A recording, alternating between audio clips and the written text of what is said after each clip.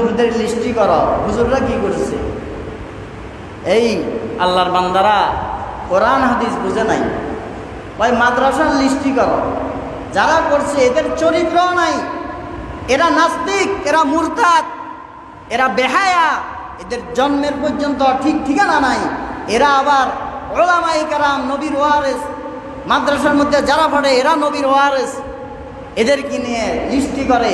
অনেকে শুনতেছি ভাবতেছে আমাদের এলাকার মাদ্রাসাগুলোর নাম আসছে নাকি, ওরা খুব টেনশনে আছে।